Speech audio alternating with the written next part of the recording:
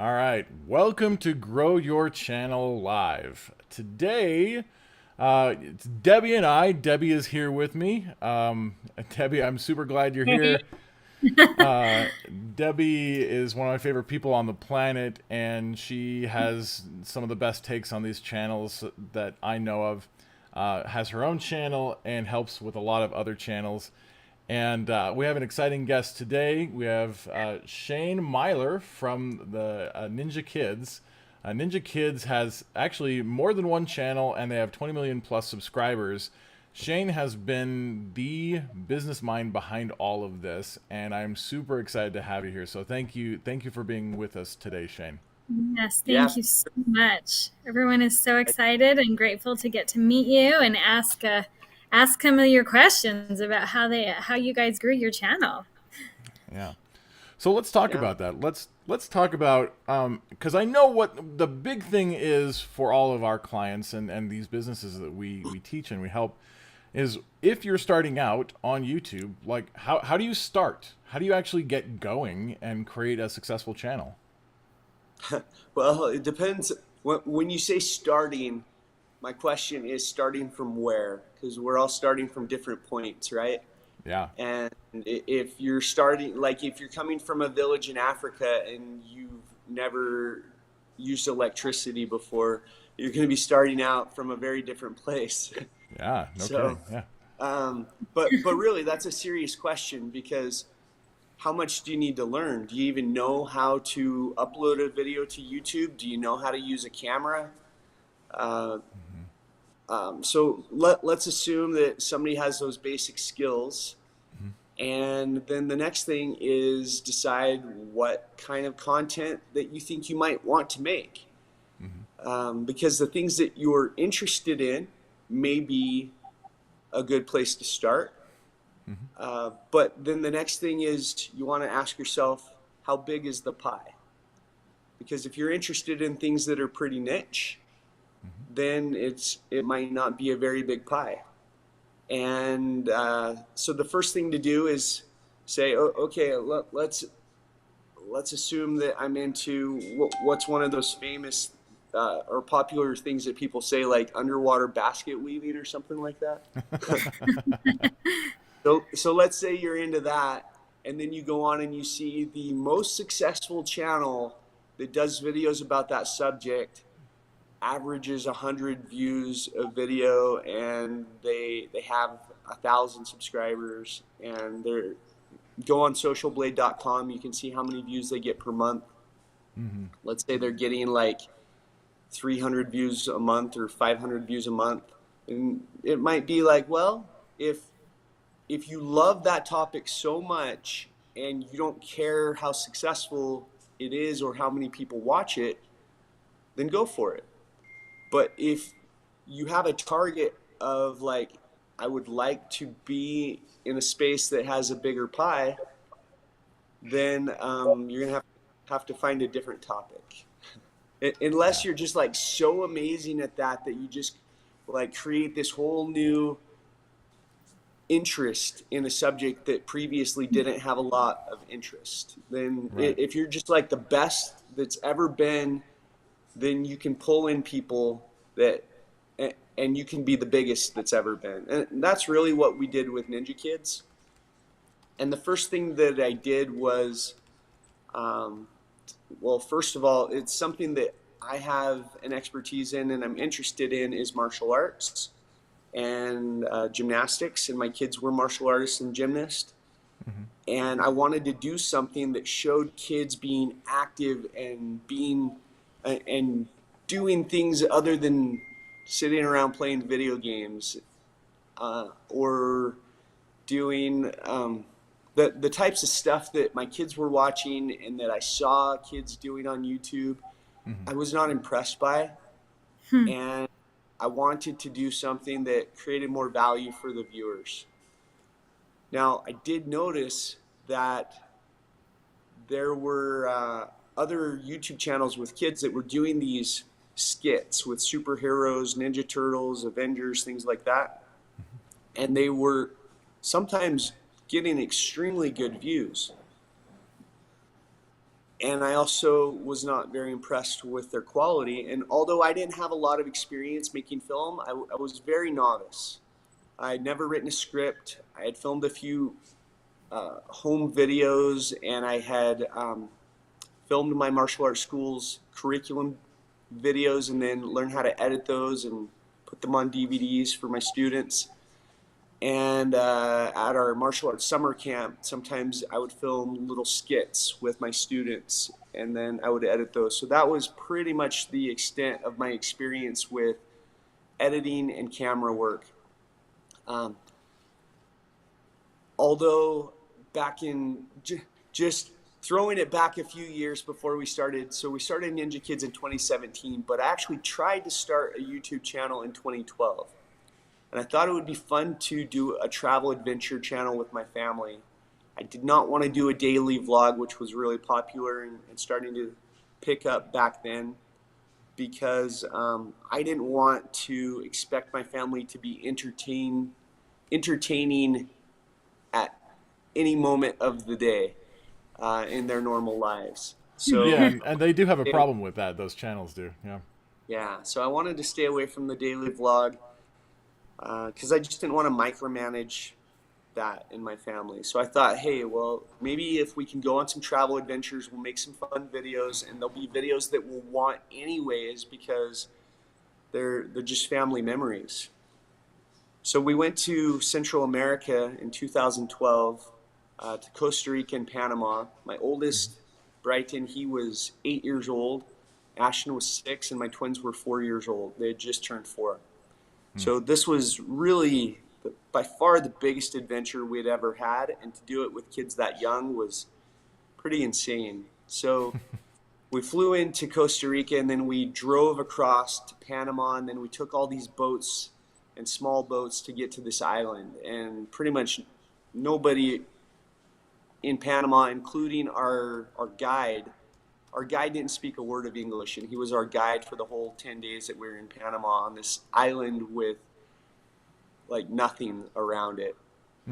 And then we went to Costa Rica, and the first location we stayed in Costa Rica, after a week of being there, the house we were staying in got burglarized, and all of our computers and cameras, everything that I just purchased to go on the trip, about $10,000 in equipment, was gone. And I'm pretty sure the owner of the house, who was an American, by the way, set it up because they knew exactly where to go to get our stuff, and none of her stuff was touched. And even our stuff that was sitting by her stuff wasn't touched because they may have thought it was her stuff.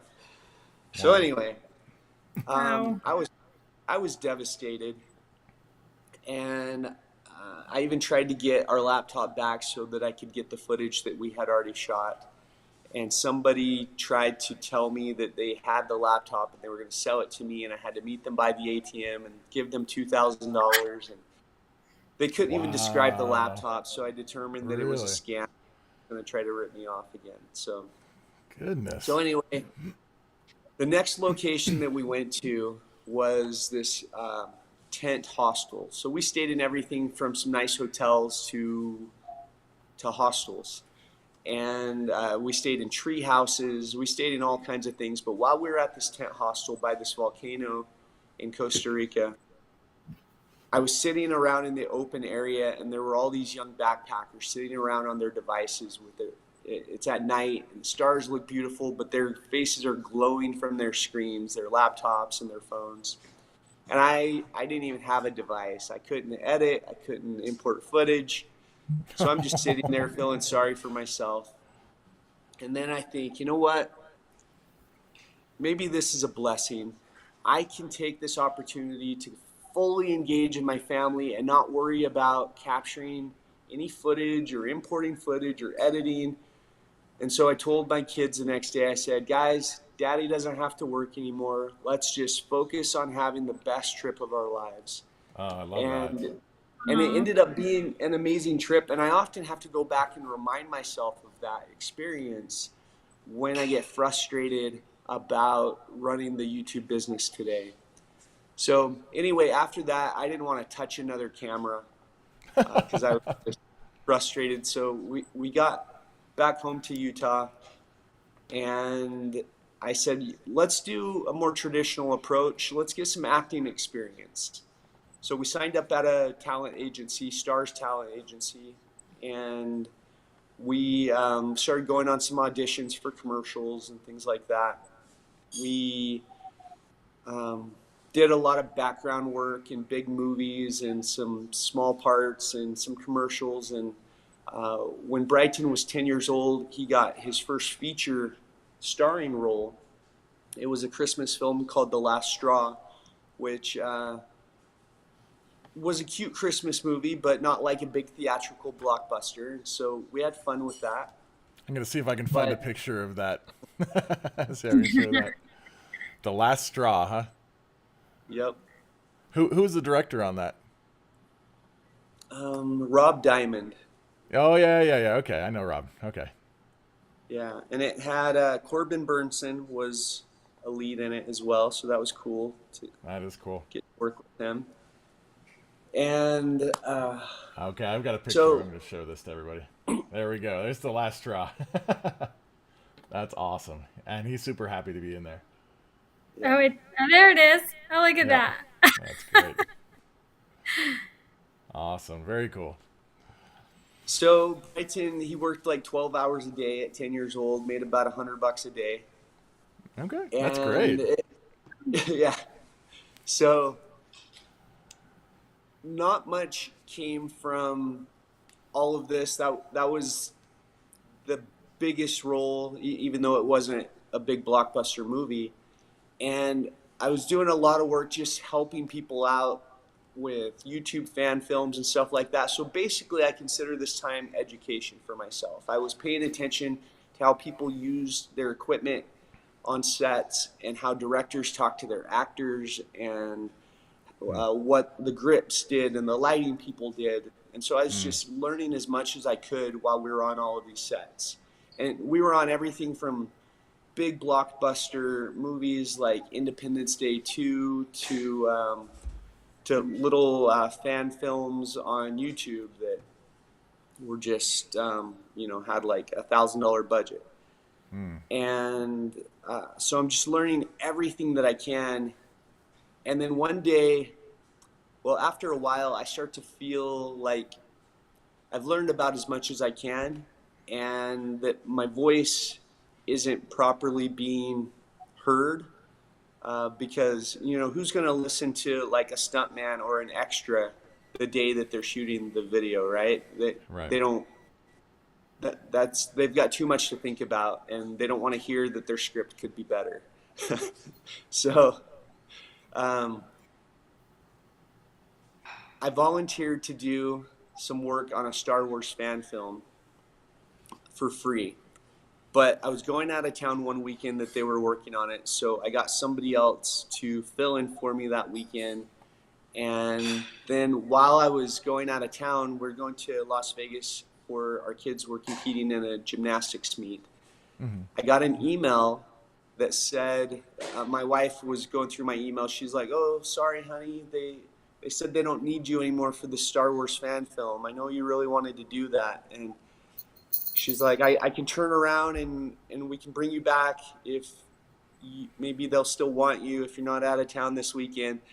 And I was so offended. I'm like, you know what? I'm the one who found them somebody else to fill in for me this weekend.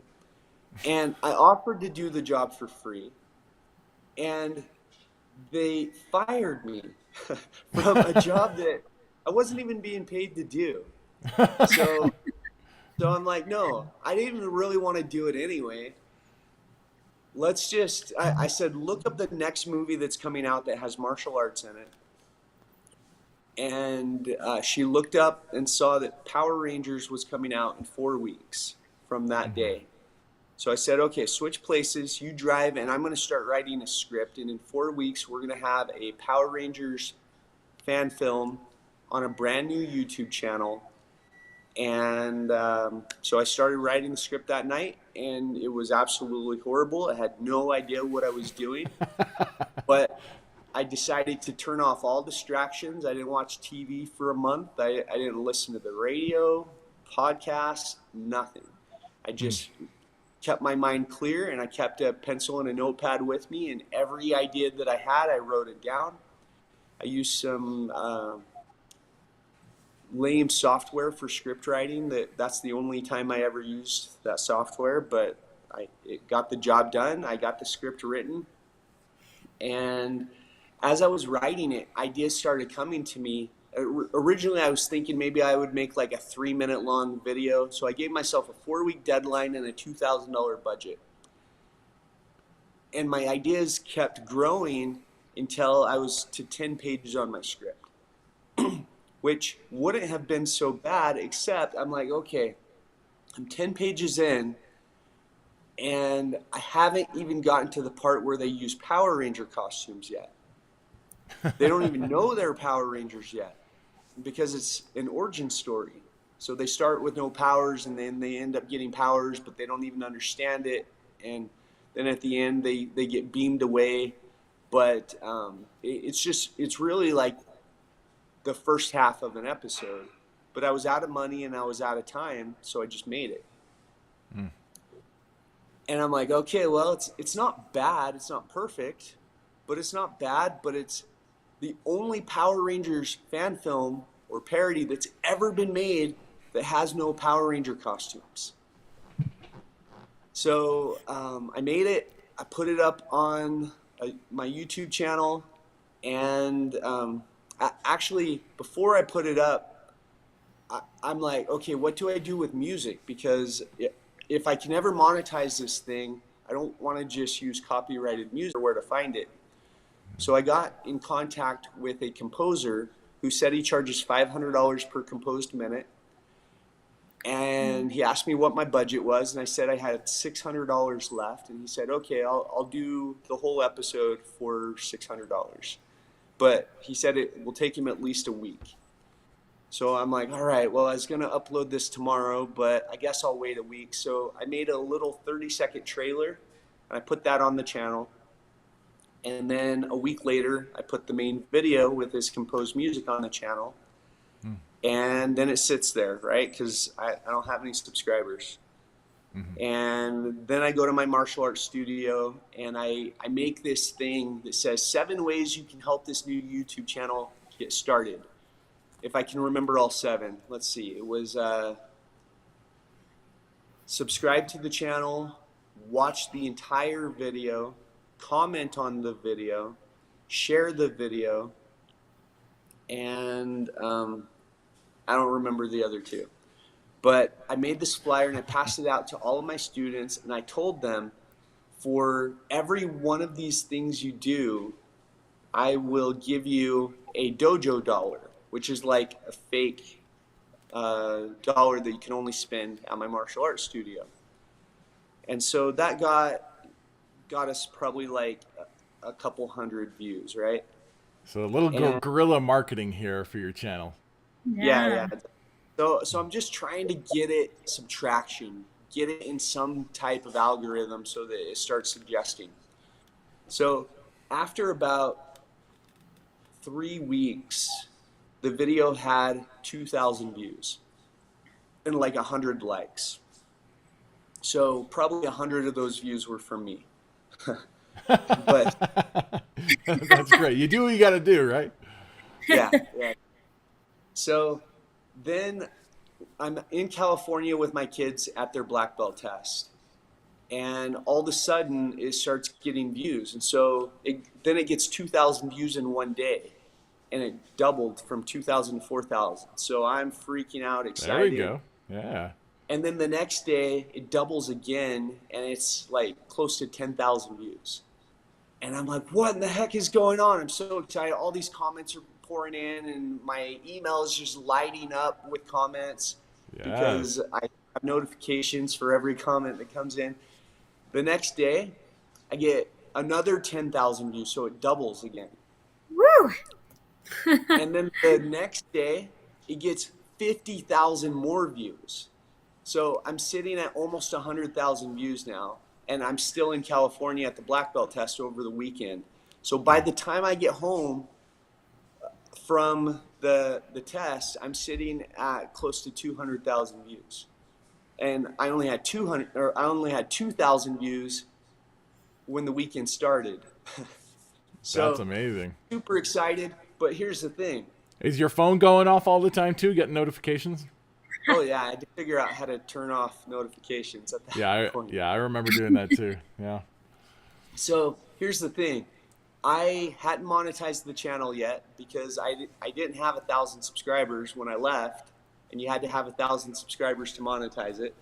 So I got it monetized right at about where we hit 1 million subscribers, or sorry, 1 million views, because we were at 1 million views within the week. Right. And so I got it monetized, but then I'm like, oh crap, I haven't even started making another video yet. And that video took me a month to make, and it had been a month since I made it.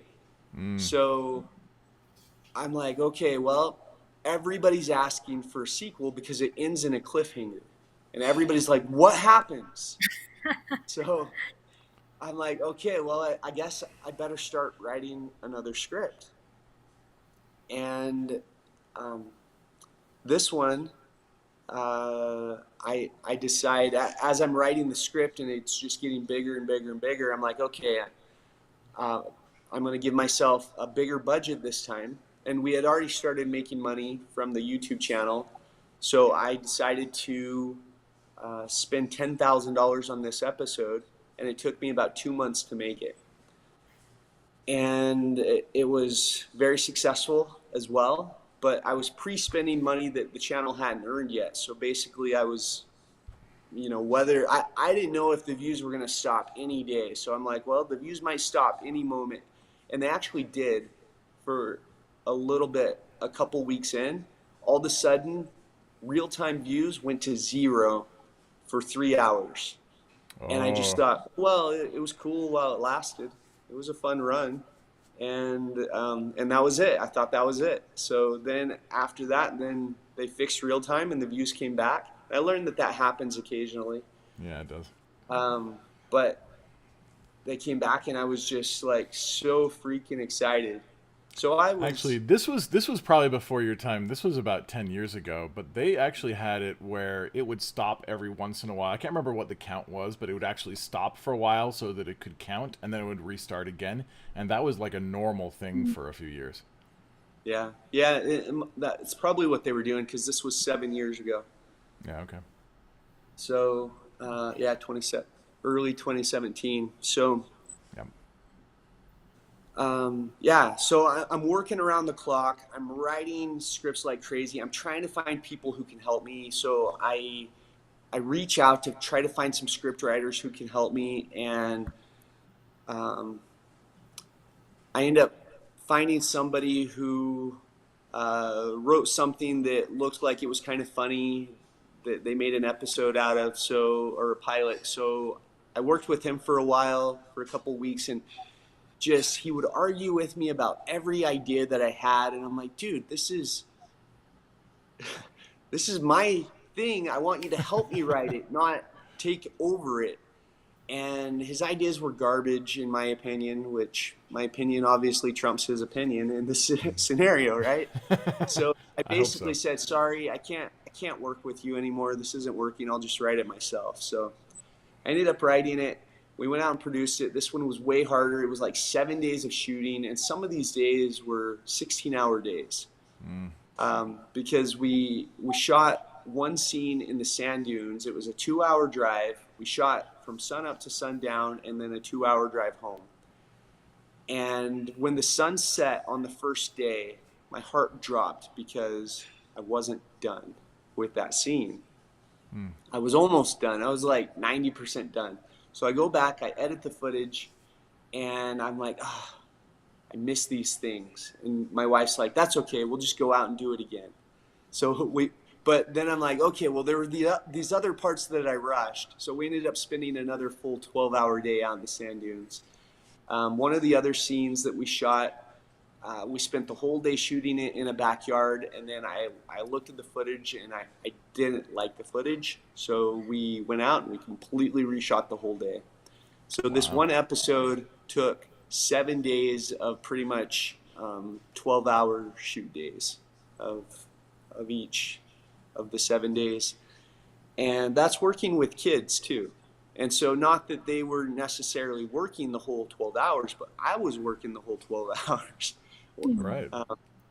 And so it was very, very challenging. And And this is still in the to this sand day, dunes. Was it in the summer? Was it hot as well? oh yeah, yeah, Yeah. burn your feet hot. Yeah. Woo! Yeah. That's Yeah. That dedication. makes it more challenging. Yeah. Hopefully you had for some good food there. Yeah, we brought food. We fed everybody, and basically, like I said, the video cost me about $10,000 to produce, and Oh. that's with basically asking every favor I could, and everybody pretty much working for free. So, I mean, that's what you do when you start. Like you yeah, call in all the favors. You have to do everything for free until you can start to get monetized, and then you can yeah, start paying people. yeah, Yeah. exactly. So I hired a cinematographer, and I paid him like 15 or 1600 bucks, and so he was by far the highest paid person who helped. All the kids, we paid them like 50 bucks, and um, I hired a stunt guy who I'd never worked with before, and uh, I offered him 50 bucks, and he's like a really good stunt guy. He's working in Hollywood now, and he played our main bad guy, but he worked for he worked both of those 12-hour days in the sand dunes for 50 bucks, not per day, just total. That's great. So, so a And couple food, years ago, right? a couple years ago, I actually Venmoed him $500 just as like a, hey, I know I underpaid you. That was nice of you. Yeah. So That's we funny. I got actually that. have a friend. I have a friend who he actually wrote the music for the Piano Guy's most popular song, and he has never been paid from that song ever. So it's really Oh, awesome that you did that. Yeah. So it's awesome that you did that.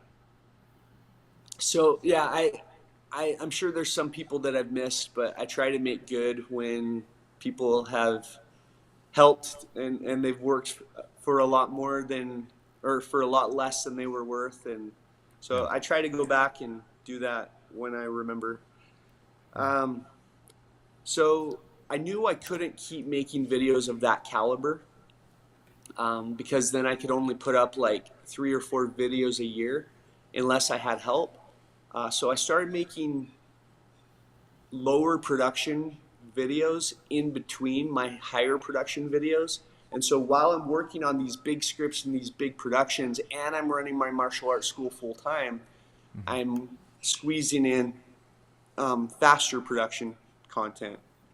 And back Wow. then, I was doing everything. All my wife would help, but I was doing all the writing and creativity work, all the editing, and my wife would help with some of the production, getting costumes and things like that. So So we have a question.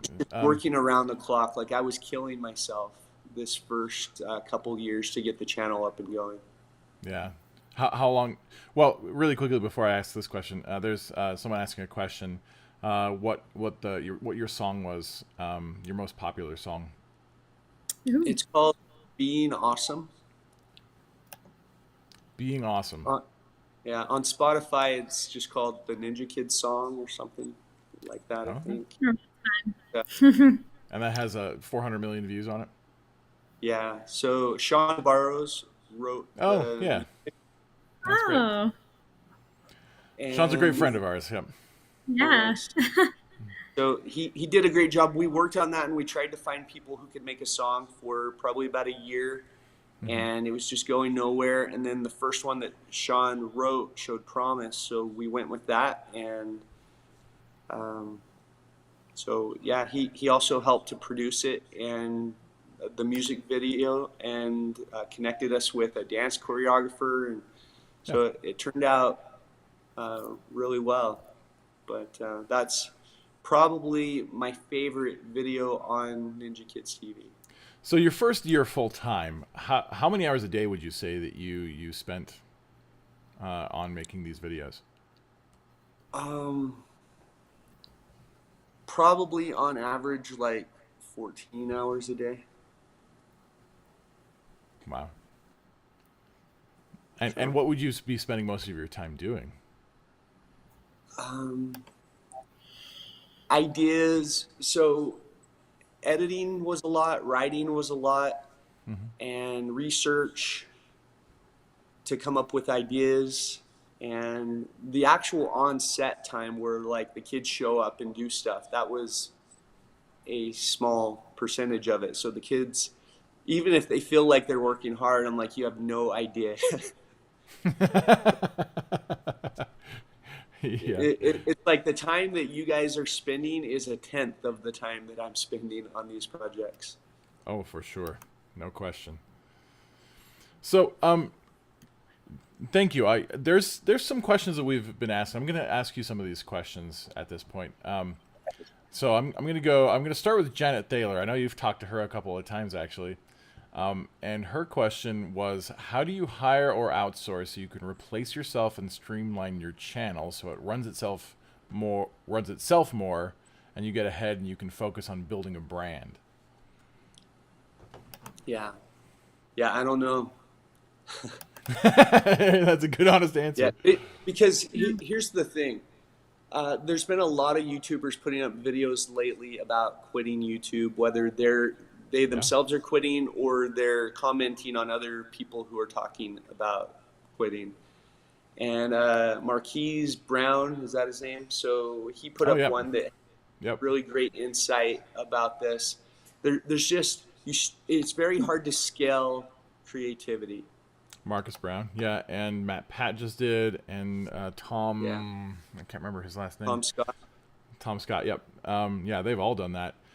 It is not an easy lifestyle. So, if you Yeah. want So, to be, so the go thing ahead. is, it's hard to scale creativity. Yeah. Because if what you're doing is needs to be duplicated on the creative side, how do you get somebody who can do that? And the more challenging your creativity is, the more skill sets that go into it, the harder it's going to be to reproduce it. Yeah. So I have not found anybody who can do it. And Yeah. I found people with some of the base skills. I found people who are both martial artists and filmmakers. I've I've worked with, I've looked in LA, I've looked all over.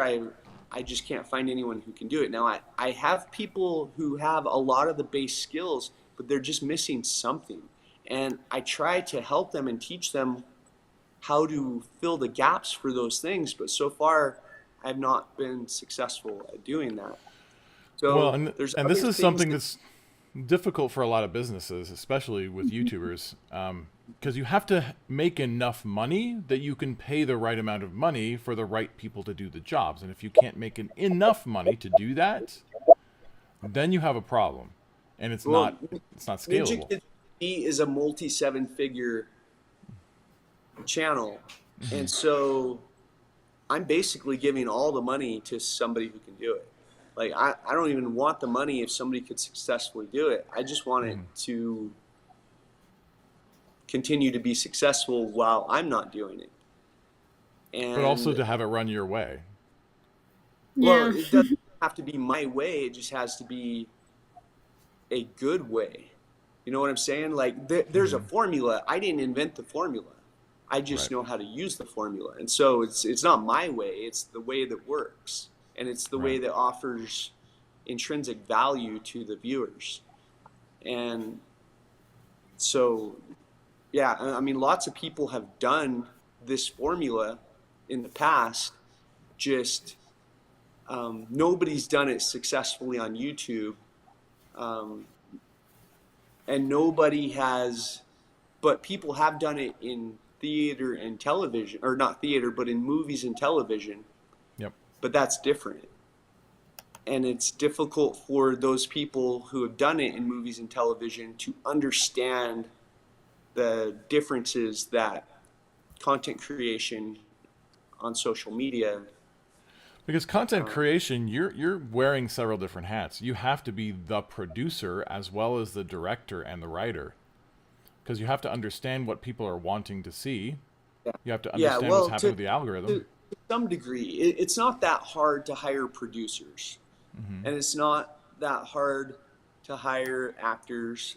It's hard to hire directors, Hmm.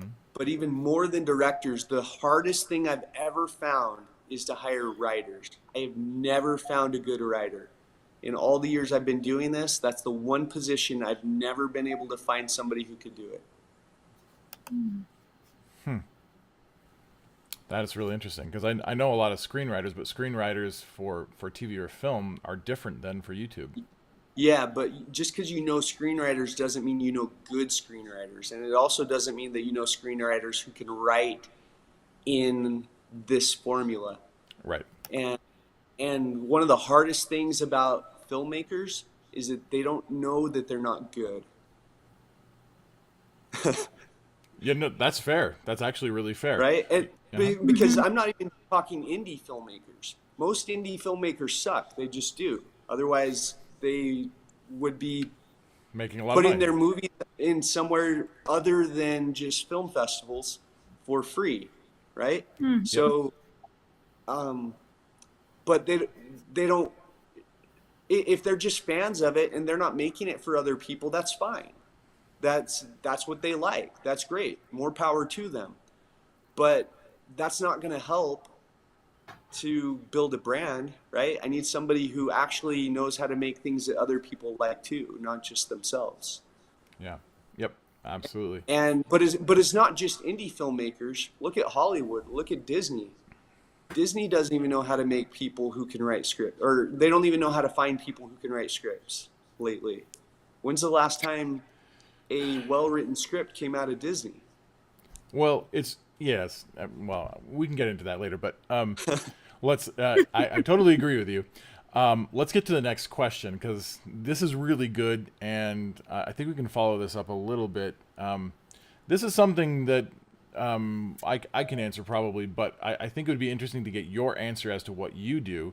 So Jason Bolte asks, is there a method for me to extract or see other similar channels' metrics, average watch duration, percentage of traffic from search? So the idea is, how do you, Shane Myler, how do you figure out what other channels are doing, and how do you apply that to your channel? Yeah, so first of all, make a list. I have a list of about 100 channels. And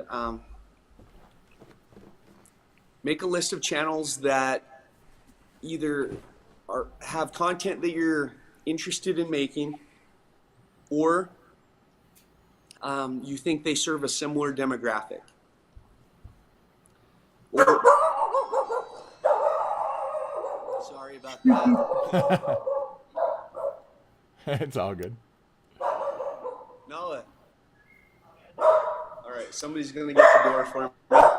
It's all good. Sorry, I'm not- This I'm is not this is saying validating. video right now. This is Live. validating because with Daryl being my mentor, and I teach my people that they should be getting at least 10 channels and creating a spreadsheet with their thumbnails and titles and all that kind of stuff like Daryl teaches. It's really important to understand what other channels are doing. Yeah, absolutely. So here's the thing that you have to realize, and this is super important. At the beginning, I was talking about the pie, right?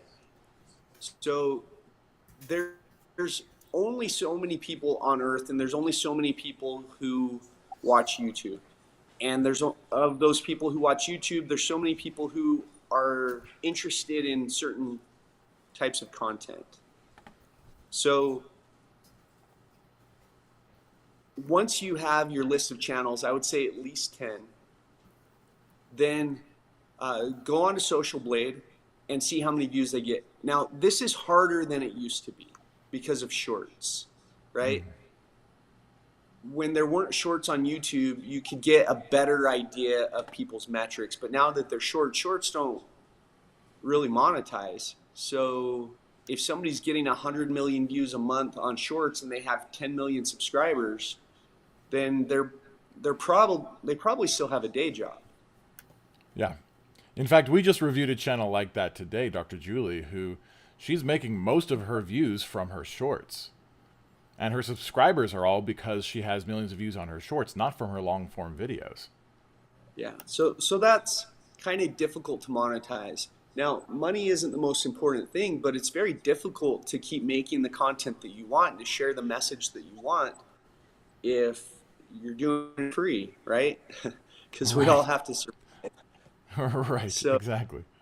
so it's, I think it's important to look for how you're going to monetize it so that you can spend more time and energy doing it. Now, there are ways to monetize outside of AdSense, but I think that if you're not monetizing with AdSense, that you're missing out on something that is a proven successful method. Most of our revenue still comes from AdSense. Well, that's shifted over the years to become a smaller percentage. That's still the majority. Right. So basically, when I started, to give an example, I made a list of about 10 channels that made that did challenges with kids and did superhero parodies and things like that. And I didn't know about Social Blade then, but if I had, I would have gone to see how many monthly views they were getting. But I could just go to their channel and get an idea of how many views they were getting on each video. I could get an idea of their outliers and the videos that really popped. So I did see that there was a channel that was getting pretty good views on Power Rangers videos. I'm not going to say which channel it was because I think their videos were really bad. And they were just like super cheesy and aged down and silly, and they didn't have any martial arts in them or any script really to speak of. It was probably just made up on the spot. And yet some of their videos still had tens of millions of views. And so I thought, okay, my fear was that people were watching it because of the things that I didn't like about it. I just didn't think it offered a lot of value to the viewers either. The videos didn't have any type of theme or message. It was just silly, weird stuff, right? And you see a lot of that on YouTube, especially for kids' content. I didn't want silly, weird stuff. I wanted stuff that I could enjoy as an adult. I wanted stuff that if my kids were watching it, I'd be like, oh, that's kind of interesting, and I could bond with them. I didn't want to sit next to my kid and watch something that I felt like was destroying their brain, and because then I'm like at odds with them, right? Because they don't know what else to watch. They're kids, right? This is the culture they've been brought up in. And they don't really have an alternative that's at their fingertips because this is stuff that's just being suggested to them by the algorithm. So they're just watching whatever is like bright colors or flashy. And if I'm like, don't watch that, it'll rot your brain, right? Like we all know every generation for the last, since television was invented, has been saying that to kids. But it's getting worse and worse with every generation. So my goal was to make something that if kids were watching it, parents could go and sit next to them and be like, hey, that's kind of cool. I don't mind watching this with my kid. We can bond here. So anyway, my fear was that I would only get views if I made the type of stuff that these other channels were making. But I would watch a lot of that content, and it was very hard for me to watch. However, I did find glimpses of value in things that I thought like, oh, well, that I can see why somebody would find that part entertaining, or I can appreciate what they did here. And so I would take the bits of highlights and I'd say, maybe I can adapt that or use that or learn from it. But then all the rest I'm throwing out. I don't want anything to do with all of that, for lack of a better word, cringy stuff. And I just thought, okay, if I take all of that out and I replace it with things that I think are of more value, I hope that it works. And I hope that I won't only be successful if I do that, because there is no way I'm doing that. I will never make that type of content. And for me, that was just putting down my values and like, I'm not going to make stuff just for views. I'm going to make stuff that I care about and stuff that I think has value to my viewers.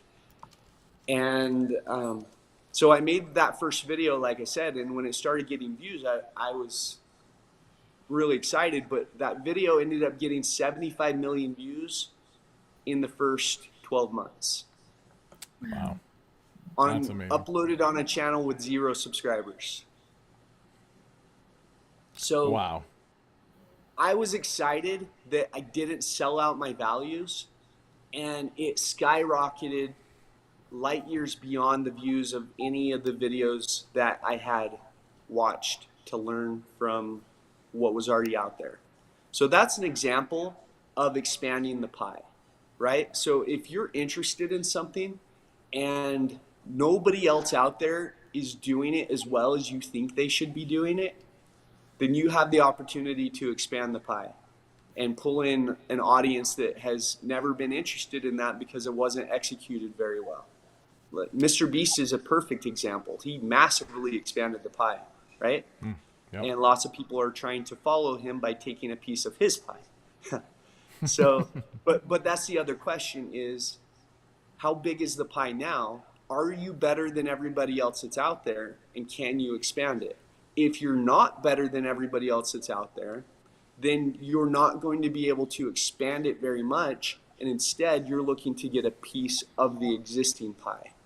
So you're looking to share viewers with the other people who are in that type of content that you want to make. Now, let's assume that the type of content you want to make doesn't really exist. That's unlikely, but then it's going to be difficult for you to measure the pie because you have to kind of just set your own course. But bringing this back to when I talk about the pie, it's a worldwide pie, right? So think about if you just have a local business like a restaurant or my martial arts studio.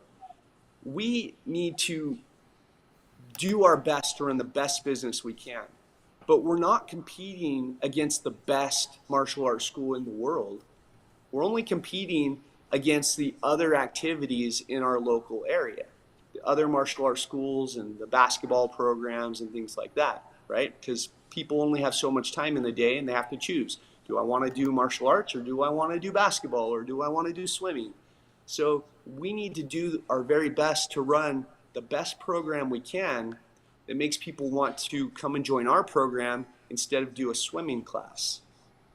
But imagine that you're not only competing against those local areas in a 5-mile radius, but you're competing with the best martial arts schools in the entire world for students. And not only martial arts schools, but also all those other activities, all the rec center activities and school activities. You're competing with the best in the entire world of all of those things because those are all the same demographic, even though they're different. They're different sports, but they're still serving the same demographic, right? Yeah. Now, when you're competing against the best, your trajectory is magnified if you're among the best. So if what the quality that you're delivering is at the bottom, there's hardly any viewers there. There's hardly any customers that want to spend time at the bottom. But there's going to be a lot of competition there. Just think about how many videos there are on YouTube that get uploaded every day that get fewer than 10 views. Yeah. So many. Millions and millions. Massive. Yeah, you're going to have millions and millions of competition if your videos are bad. Your competition is through the roof, but there's hardly any customers. So as you go up that scale, you're going to have more customers that are in that market, and you're going to have fewer videos that you're competing with. So Shane, it's this is why I love you. This point is so perfect. Yeah. Everybody should hear this. So as you grow, as your quality gets better, you're getting into bigger markets with more eyeballs, more customers, and there's less competition. Okay. So that's why growth is exponential on YouTube. That's why you can be like, hey, I don't understand why this channel gets 50,000 views per video and this channel gets 5 million views per video, but they're making the same kind of content. I don't understand. And the reason is because this channel is like 2 or 3 times better, right? Right. But 50,000 versus 5 million, that's a 100x multiple. So Right. why are they getting a 100x multiple if they're only 3 times better? Well, it's because this channel down here, 3 times worse, has like a tenth of the eyeballs and 10 times the competition.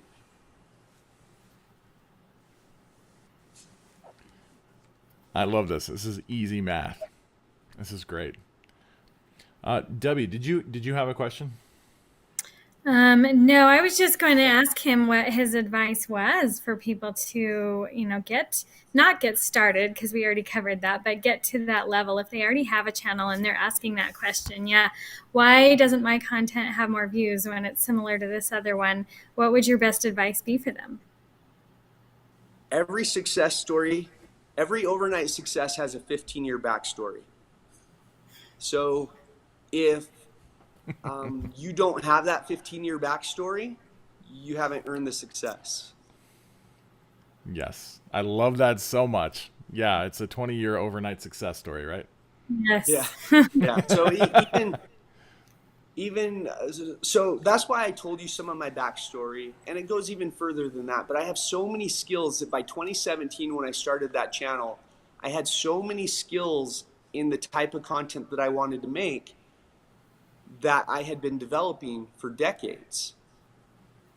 Right? And even then, I was clueless as to so many of the skills that I needed, like script writing and visual effects and so many things that I didn't know.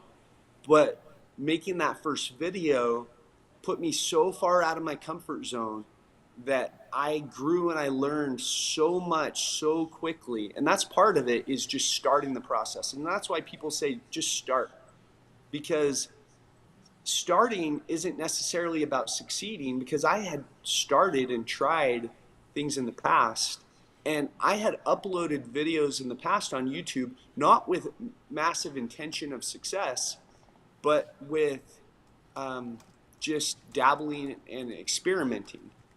And those videos weren't successful. They were on different channels, but I never even intended for them to be massively successful. I thought it would be cool if they were, but it was just part of my background to get to that point. So, but even look at Mr. Beast, he didn't really start getting views until he was about 18, but he started uploading when he was 12. So he already had, I think, 600 videos before he started getting views. How many people upload 600 videos before they start gaining success? You know, we were lucky. Well, I don't want to call it lucky, but it was, if you look at Ninja Kids TV, you'll be like, yeah, you're one to talk. Your first video got 75 million views. But that was my first video on that channel. That doesn't mean that I didn't have a massive amount of experience going into that video. And I wasn't 18 like Mr. Beast. I was 39. So I had a Yep. lifetime of experience with other things that I was doing and creating. So I'm going to see if this comes on the screen. This is one of Debbie's... Oh, no, wrong one. This is one of Debbie's favorite sayings that she says all the time when we work with people. Let's see if I can get up there. There we go. So it's don't let the start stop you. Yeah, so I love that. Yeah, absolutely. And that's another thing, because procrastination is a killer. And I procrastinated starting a YouTube channel for years. Even in 2012, when we went on that trip, I had already been procrastinating doing it since 2007. In 2007, I thought it was too late. And I thought everybody who would be successful on YouTube already was. And YouTube had only been around for 2 years at that point. Can we just talk And about so, that really quick? yeah. That idea right now. Do you feel like YouTube is at its end? Like we've kind of come full circle, and now YouTube is on a downslide? I don't know if it's on a downslide.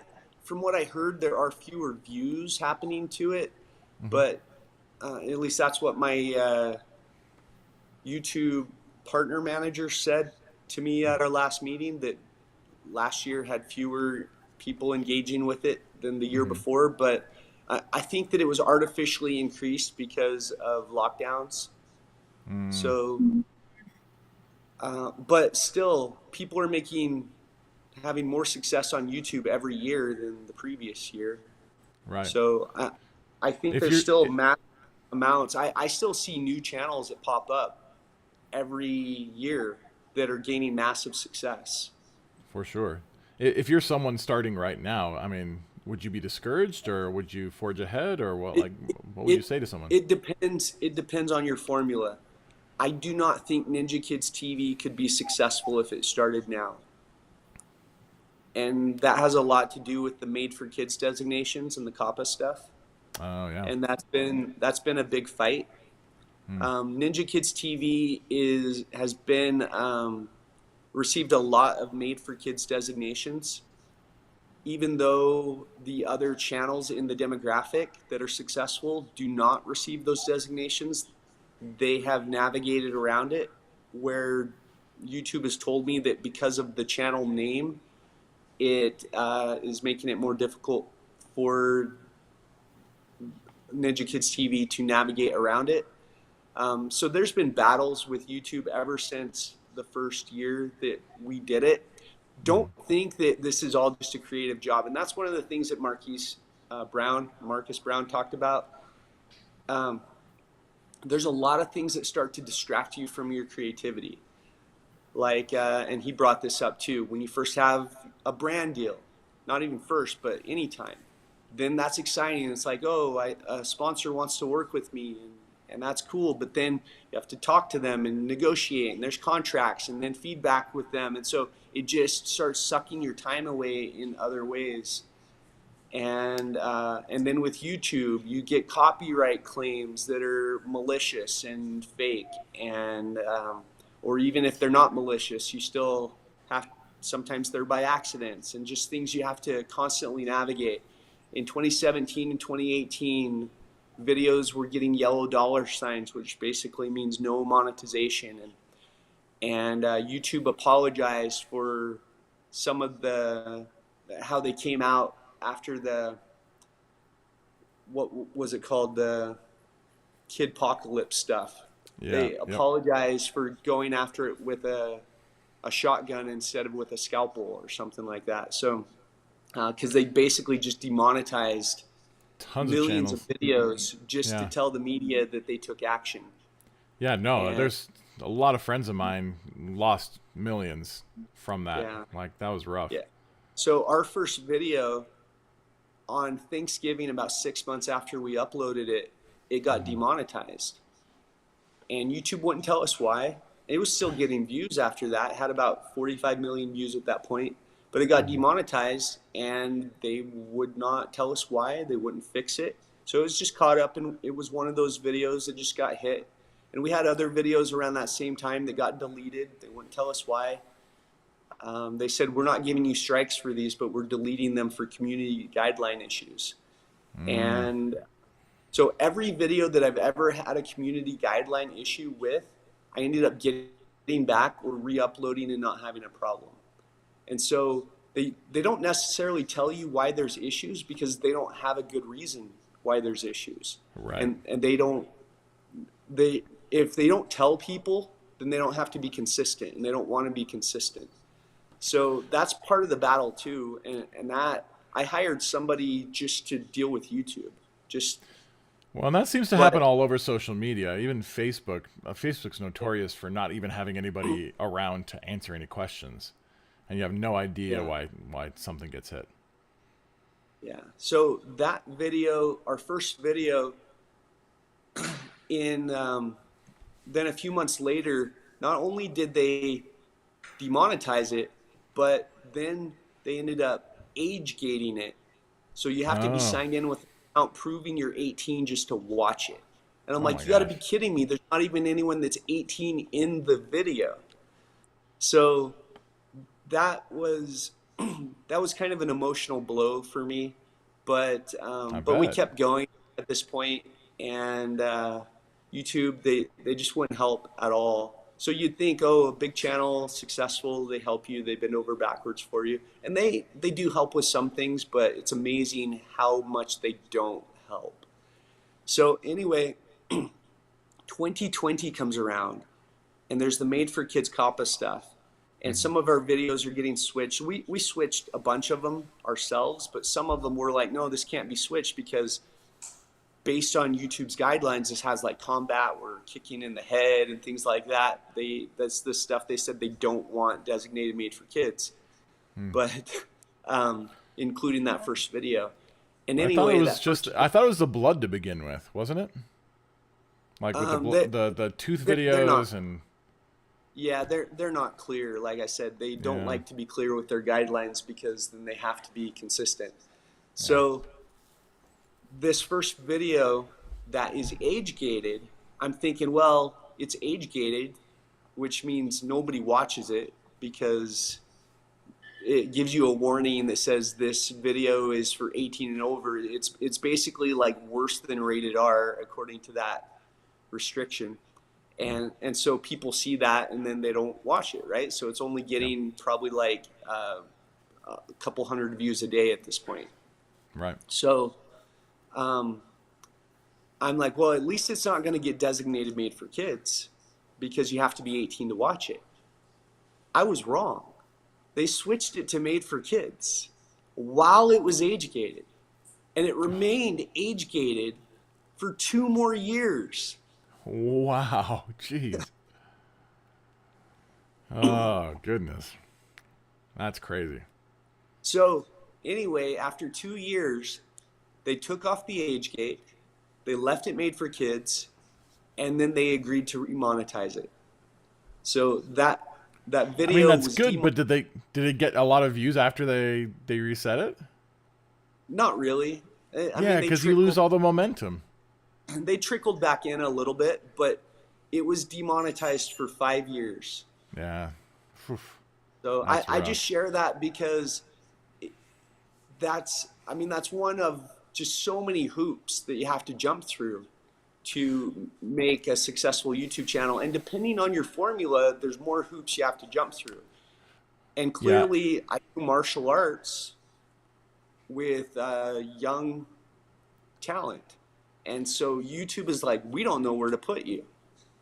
You have Yeah. young people on your videos, but yet you're doing high level skilled stuff and high production value videos.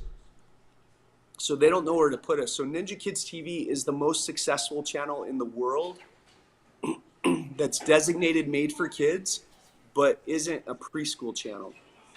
Interesting. And um, So this. basically, basically there are no other Made for Kids channels that are successful outside of the preschool space. Yeah. So this is something that we have to teach a lot with business owners is the fact that you don't own this platform and you have to find a way to own your platform. Because they do these random things and you have no say over it. Right. Yeah. And Yeah. And that's one of the challenges because the nice thing about YouTube and social media is that the gatekeepers are reduced to some yep. extent. Yep. Because if you want to make a Hollywood movie, you either have to have a lot of freaking money or you need to get through the gatekeepers and you have to prove to them that you're worthy of making that movie. Right. And with YouTube, there's no gatekeepers to get out the door, really. You can make pretty much anything that's legal, and you can put it on YouTube and get through the gatekeepers. But it's when you start getting successful that they start scrutinizing if they're going to gatekeep you or not. So, well, let's see if we can inspire our business owners. So we do have these hiccups, and there are these interesting plays that YouTube uses. However, what Shane is saying is right. The gatekeepers are very low. You can get a video out there, and you can get in front of a lot of people if you do things right. And that can help you create leads, and it can help you create a lot of things for your business that you really can't create other ways. Don't get me wrong. YouTube appreciates their successful content creators, and they do want to help them. And depending on your formula, you'll have fewer hoops to jump through. Like if you're a tech review guy or something like that, you're not really going to have any hoops to jump through with YouTube. They're just going to give you all green lights all the time. Right. For sure. Yeah. Okay. Well, we've got to wrap up. We're a little over time. But man, Shane, some amazing nuggets in there. Thank you so much for being on. Like I appreciate you so much and spending your time here to help people and to inspire them. Is there anything that we can do for you as the people watching or us? How can we help you? Well, my focus lately, I'm making videos with my family on our family channel and my kids' individual channels. And Ninja Kids TV is an awesome brand that I believe in, and I think it does so much value on and off of YouTube. We're expanding our Ninja Kids action parks around the country. We have 3 right now, 4 in the works, and several more down the pipeline. And that's just a way that we can connect with the world that gets people off of screens, right? I'm probably one of the only YouTubers that will tell my viewers not to watch too much YouTube. So that's awesome. But the brand's expanded into a lot of places. We have fruit snacks at Walmart and juice blocks, and we have toys at Target and coming to Walmart again soon, and lots of exciting things.